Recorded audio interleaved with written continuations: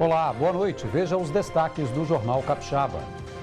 Morre universitário que estava internado após consumir droga de origem mexicana em festa rave em Guarapari. O jovem estava na UTI desde domingo. 3 soldados da Força Nacional de Segurança se envolvem em briga durante show em Vitória. De acordo com o boletim de ocorrência, um dos agentes federais teria sacado uma arma e seguranças precisaram intervir.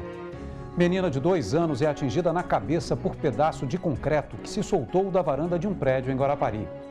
Vitória vai mudar regras para o uso de patinetes elétricos. A principal alteração é o aumento da idade mínima para o uso dos equipamentos. A medida foi sugerida pela população em consulta pública. Rodovia Leste-Oeste continua sem iluminação. A Prefeitura de Vila Velha instalou os postes, mas a previsão é que eles só estejam acesos daqui a 20 dias. Já no trecho de Cariacica, nem os postes foram instalados ainda pela Prefeitura.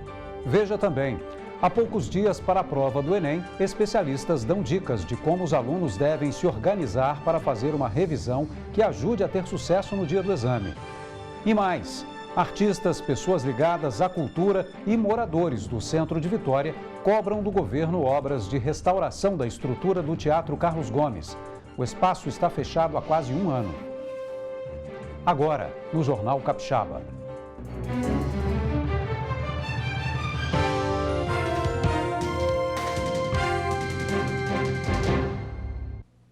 3 militares da Força Nacional se envolveram em uma briga durante um show em Vitória neste final de semana. Segundo o boletim de ocorrência, os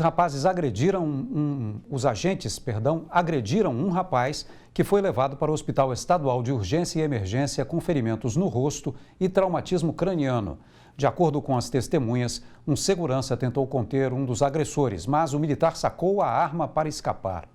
Os militares da Força Nacional prestaram depoimento nesta manhã, segundo informações da comandante da tropa no Espírito Santo, Major Naíma.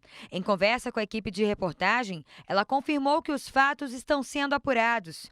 De acordo com testemunhas, 3 soldados se envolveram em uma briga durante um show que aconteceu neste final de semana, no bairro Bento Ferreira, em Vitória. A gente está apurando os fatos, avaliando a situação. A gente tem uma versão, hoje de manhã eles estão dando depoimento, eu estou indo atrás de câmeras e novas informações, então nós estamos tomando as providências cabíveis com relação ao que o fato requer. Segundo informações do boletim de ocorrência, 3 militares agrediram um rapaz durante um evento que aconteceu nesse clube na madrugada de domingo. Durante a briga, a vítima chegou a cair no chão e, segundo testemunhas, os militares continuaram com chutes. Um segurança tentou conter um dos agressores, mas o soldado sacou a arma para intimidar. A vítima foi socorrida para o Hospital Estadual de Urgência e Emergência, com ferimentos no rosto, traumatismo craniano, além de ter apresentado perda de consciência, segundo informações passadas pelo médico de plantão aos policiais militares que foram acionados para a ocorrência. Os militares envolvidos na confusão são soldados da Polícia Militar dos estados do Ceará e da Bahia e estão no Espírito Santo a serviço da Força Nacional, como consta no boletim de ocorrência. O caso foi encaminhado para a Delegacia Regional de Vitória, onde, segundo a Polícia Civil, foi registrado como lesão corporal. A Polícia Civil informou que, se a vítima registrar boletim de ocorrência, o caso será investigado.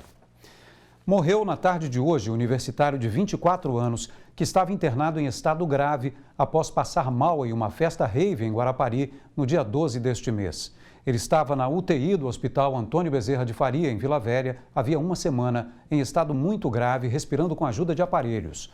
Outro jovem que também passou mal na mesma festa recebeu alta ontem. Pelo menos 3 jovens passaram mal no evento. A suspeita é que eles tenham consumido uma droga de origem mexicana. A Polícia Civil segue investigando o caso. Uma menina de 2 anos foi atingida na cabeça por um pedaço de concreto que se soltou da varanda de um prédio na Praia do Morro, em Guarapari. A menina estava no colo do pai quando foi atingida. Foi da varanda deste edifício, localizado na Praia do Morro, em Guarapari, que parte da estrutura de concreto se soltou e atingiu uma criança de 2 anos e 8 meses. O prédio, construído há 30 anos, foi notificado e permanece interditado por tempo indeterminado. A informação foi confirmada nesta tarde por telefone pelo gerente da Defesa Civil no município. Pedimos um laudo do engenheiro para que seja apurado os devidos problemas do prédio e assim o condomínio irá fazer todo o reparo necessário. Só será desinterditado quando for feito todos os reparos. Quem viu como tudo aconteceu conta que a criança estava no colo do pai e passeava junto com a família pelas ruas de Guarapari, quando parte da estrutura de concreto se soltou e atingiu em cheio a cabeça da menina. Ela foi socorrida para o hospital da região e foi transferida para o pronto atendimento aqui do Hospital Infantil de Vitória. A CESA não informou o estado de saúde da criança. Um carro invadiu uma loja de eletrodomésticos em Laranjeiras, na Serra, ontem à noite. O carro trafegava pela rodovia Norte-Sul, sentido Vitória, quando o motorista perdeu o controle e bateu na lateral da loja. Lavadoras de roupa, geladeiras e fogões que estavam expostos na loja ficaram danificados. De acordo com a Polícia Militar, o motorista de 19 anos fez o teste do bafômetro que deu positivo para a ingestão de bebida alcoólica. Ele sofreu um corte na testa, mas dispensou o atendimento médico. A polícia constatou ainda que o carro estava com licenciamento atrasado. O motorista recebeu notificações e foi liberado. Um incêndio atingiu um supermercado na Praia do Morro, em Guarapari, na madrugada de domingo. O Corpo de Bombeiros informou que as chamas atingiram parte do depósito e o escritório do local. Apesar do susto, o supermercado funcionou normalmente durante o domingo.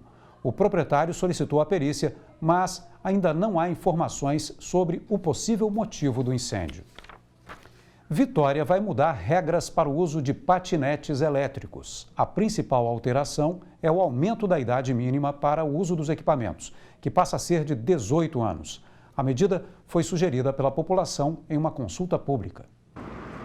O novo decreto vai deixar mais rígidas as regras para a utilização de bicicletas e patinetes compartilhados em Vitória. Entre as mudanças está o aumento de idade mínima para usar o patinete. Hoje é preciso ter mais de 16 anos. Com as novas regras, a idade mínima passa a ser 18. A gente está alterando a idade de 16 para 18 anos, até para poder garantir a pessoa o seguro que é devido pela empresa em caso de algum acidente. Mas por que não multar quem anda de forma irregular, ao invés de aumentar a idade mínima de uso? A secretária afirma que não é o momento para penalizar os usuários. Nesse primeiro momento, a gente vai optar pela questão das campanhas de educação, Nós intensificaremos as campanhas de educação, a empresa fará essas campanhas com a supervisão da Secretaria de Trânsito. Nós temos uma equipe especializada em educação para o trânsito que vai orientar a empresa nessas campanhas educativas, porque a gente também entende que haverá um aumento no uso desses equipamentos agora, Daqui a pouco tem férias escolares, o verão, as pessoas começam a circular mais pelo calçadão, então a gente entende que deve intensificar as campanhas educativas nesse primeiro momento. Para esse homem, a multa para quem desrespeita as regras de uso deveria ser adotada. Seria o ideal, porque infelizmente o Brasil só assim mesmo, só no bolso, quando sente no bolso aí vai sentir mesmo e vai ter essa consciência de não fazer mais as irregularidades que estão praticando. Está muito abusivo. O decreto com as novas regras deve ser publicado nesta semana, segundo a Prefeitura. Além de estabelecer a idade mínima, o documento ainda vai exigir mais campanhas educativas, a criação de um canal de comunicação entre empresa e usuários e instalação de mensagens, com regras de uso nos equipamentos. A secretária garante ainda que a Guarda de Trânsito vai ajudar na fiscalização. Na semana passada, mostramos uma dona de casa que foi atropelada por uma jovem que andava de patinete em Vila Velha. Sara Cristina Queiroz chegou a desviar de um patinete que era conduzida por um adolescente, mas foi atingida por outro. Ela quebrou o pulso esquerdo e teve ferimento na cabeça. Hoje, em entrevista à rádio Band News, o secretário de Defesa Social e Trânsito, Coronel Beraci Emerick, disse que a Prefeitura de Vila Velha vai intensificar a fiscalização e pedir a punição de usuários que usarem os equipamentos de forma irregular. Com a intensificação da fiscalização, com certeza nós vamos ter que, em algum momento, ter que punir pessoas com relação a isso. Uma vez flagrada a pessoa com um comportamento ruim, a prefeitura vai usar o poder de polícia que ela tem para fazer a retenção do equipamento, se for o caso. Por exemplo, uma pessoa usando o patinete visivelmente alcoolizada. Nós vamos ter que fazer a retenção e entregar esse equipamento para a empresa, solicitando a proibição de que essa pessoa utilize o equipamento, que seja suspensa. Essa ação a gente não fez ainda, mas é uma ação possível de se fazer quando um guarda municipal se deparar com uma pessoa utilizando indevidamente ou de forma arriscada, né? Colocando em risco a integridade física das outras pessoas. Segundo informações de familiares, a dona de casa atropelada pela jovem de patinete na semana passada na praia de Itaparica foi transferida para o Hospital dos Ferroviários e aguarda para fazer a cirurgia no pulso. A rodovia Leste-Oeste continua sem iluminação. A Prefeitura de Vila Velha instalou os postes, mas a previsão é que eles só estejam acesos daqui a 20 dias. Já a Prefeitura de Cariacica só começou agora a instalação dos postes e afirma que a iluminação do trecho da via que corta o município será entregue até o final do mês que vem. Enquanto isso, poucos são os que se arriscam a circular na rodovia durante a noite. São 11 quilômetros de extensão da rodovia Leste-Oeste. A nova via que liga Vila Velha a Cariacica foi entregue no final do ano passado, mas desde então recebe críticas de quem passa por aqui, por falta de iluminação pública. A gente fica com medo, né? Está escuro e está passando, acontecendo alguma coisa, né? Aí quando começa a escurecer, assim, eu mesmo gosto de correr, assim, à tarde, às vezes quando eu tenho oportunidade, quando começa a escurecer, assim, eu já volto, tô embora. Meu menino já foi roubado 5 vezes já. Tudo de arma dentro do ouvido, entendeu? Isso eu já não aguento mais, tanto comprar telefone. Do lado de Vila Velha, os postes estão ali, instalados e equipados. Porém, os 2,5 milhões de reais do contribuinte ainda não dão retorno. Já no lado de Cariacica, os postes estão começando a ser instalados agora. Serão 145, mas 71 estão no lugar. Em Cariacica serão investidos R$ 1.200.000 para a instalação dos 145 postes. Enquanto o local não é iluminado, tem gente que não se arrisca a circular pela Leste-Oeste em determinados horários. Aqui é só durante o dia, durante a noite você não pode, depois que escureceu você não pode caminhar aqui não. A previsão da Prefeitura de Vila Velha é que o trecho Canela Verde seja inaugurado até o dia 10 de novembro. A administração de Cariacica prometeu entregar a iluminação do trecho até o final do mês que vem.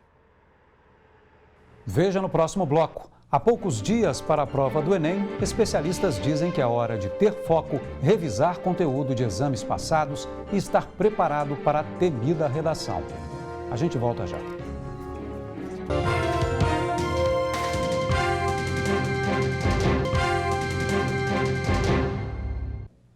Há poucos dias para as provas do Enem, alunos e professores correm contra o tempo para que todo o conteúdo esteja na ponta da língua e bem fresco na memória. A hora agora é de ter foco, revisar o conteúdo de exames passados e estar preparado para a temida redação. Com a prova do Enem batendo na porta, essa turma do 3º ano de uma escola particular da Praia da Costa, em Vila Velha, se dedica à revisão do conteúdo. Hoje a aula foi de História e Atualidades. Mesmo com o cronômetro regressivo chegando ao fim, ainda tem aluno que não está 100% confiante em algumas matérias. É o caso de André. Para ele, o calcanhar de Aquiles da prova está sendo História. Eu acho que História é um conteúdo bem amplo, muito específico às questões que são cobradas e que, para quem tem facilidade com a área de exatas, como eu, acaba sentindo essa dificuldade. Para Isabelle, a dificuldade é em matemática. Por isso, ela tenta focar mais no conteúdo. Matemática ela é muito cobrada no Enem, tem uma pontuação muito grande. E aí eu aproveito, né, para praticar exercícios extras, para que na hora que chegar no Enem eu tenha essa facilidade de fazer e desenvolver bem os exercícios. Estudar o conteúdo que já caiu em provas de anos anteriores nesse período pré-Enem é uma das dicas dos professores da escola para os candidatos que estão com dificuldades em algumas disciplinas. Ele tem que entender que não tem mágica, precisa de esforço. Então, ele, dedicando esse tempo em casa, ele pratica os exercícios, que é uma forma de revisar os conteúdos já estudados, possíveis dúvidas que irão surgir e o tempo também que ele tem para cada questão, ele vai treinando para o dia da prova. Outra dica preciosa para os candidatos que estão com dificuldades nesta reta final do Enem é focar na redação. Por ter um peso importante, a redação pode aumentar a pontuação do candidato que não está tão seguro assim com o conteúdo da prova objetiva. A redação ela tem um peso muito importante no Enem, a possibilidade do aluno alcançar 1000 pontos e pode ser um grande diferencial aí para aprovação ou não nos vestibulares aí que vão se suceder, principalmente no Enem. E para fazer uma boa redação é preciso estar atento aos assuntos da atualidade. O professor dá algumas dicas do que pode cair como tema este ano. Esse ano de 2019 a gente teve uma questão ligada a desastres ambientais muito forte. No Brasil vem se debatendo também algumas questões sociais também ligadas a algumas minorias, por exemplo, como a questão do feminicídio, né?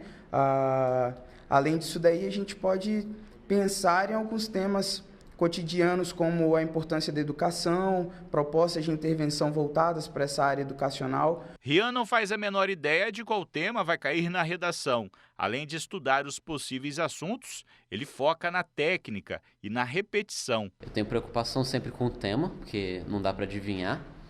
O negócio é você praticar mesmo, para não importa o tema, você saber como debater ele.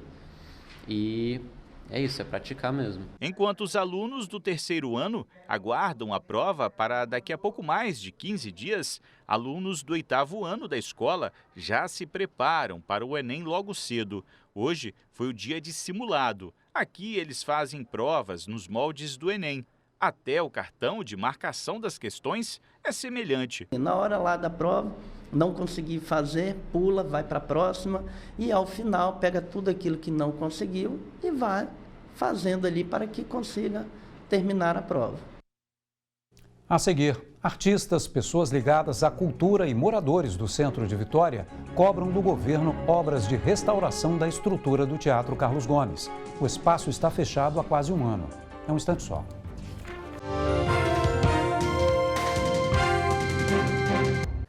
Estão definidos os jogos das semifinais da Copa Espírito Santo. Vitória e Rio Branco estarão frente a frente para mais um clássico capixaba. Já o Serra vai enfrentar o Real Noroeste em busca da vaga na grande final. Os jogos de ida acontecem no próximo sábado, às 15h. E a venda de ingressos para a Copa do Mundo Sub-17 começaram hoje. As bilheterias no Kleber Andrade, em Cariacica, estarão abertas até o dia 17 de novembro para a venda.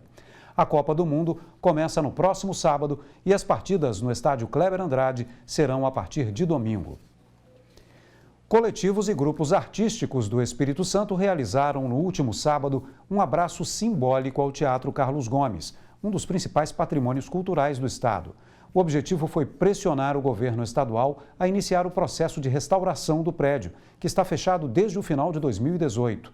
Durante esse período, o teatro foi aberto para poucos eventos. O governo optou por fechar definitivamente o espaço por questão de segurança. Muita gente que passa em frente ao Teatro Carlos Gomes, no centro de Vitória, não faz ideia que o espaço está com as portas fechadas. A última apresentação que aconteceu no teatro foi o Festival de Música Erudita no final do ano passado.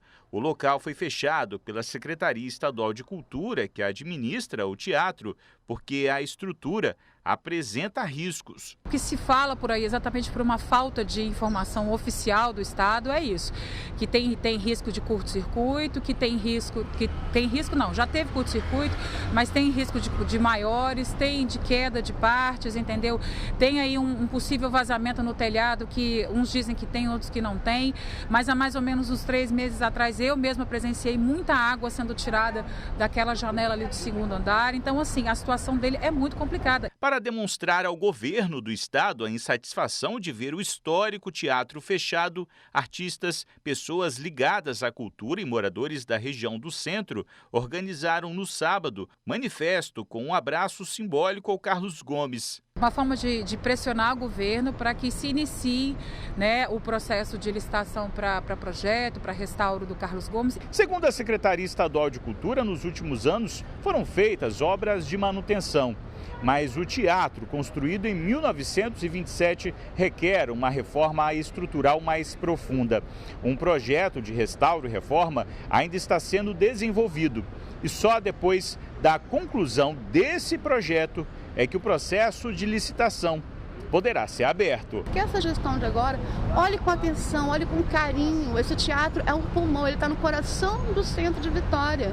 Ele faz a cidade pulsar diferente. Então a gente precisa, enquanto diretora de cultura também da AMACentro, que é a Associação de Moradoras de Bairro, eu digo, o teatro fechado, ele deixa de ter vida nessa região. Com o Carlos Gomes fechado pela primeira vez em anos, peças importantes do Festival Nacional de Teatro não puderam ser apresentadas no local. Depois de tantos anos, é a primeira vez que esse festival, por exemplo, não está sendo apresentado dentro do Carlos Gomes. Isso é uma falta muito grande, né? Quantas escolas, quantas crianças durante o festival, por exemplo, têm acesso, ficam conhecendo, né? Conhecem o teatro, ficam sabendo um pouco mais sobre essa nossa cultura local, sobre os nossos grupos locais, sobre nós que fazemos essa arte local. Construído pelo arquiteto André Carlone no coração da cidade de Vitória, o Teatro Carlos Gomes abriga uma parte significativa da memória coletiva do povo capixaba.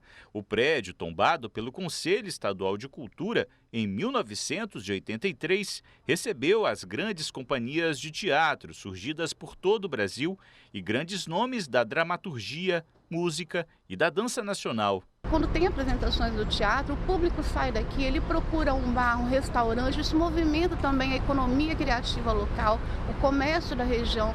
Nós precisamos desse teatro funcionando. Para a nossa cultura isso é horrível, né? Por causa que isso é um patrimônio do Estado e nossas crianças vão crescendo sem teatro, sem nada. É uma pena, né? Porque é bem antigo, né?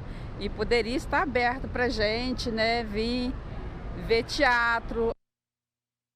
O governo do estado informou que está em processo para executar uma reforma profunda com melhorias no tratamento acústico, na climatização e nas instalações do Teatro Carlos Gomes.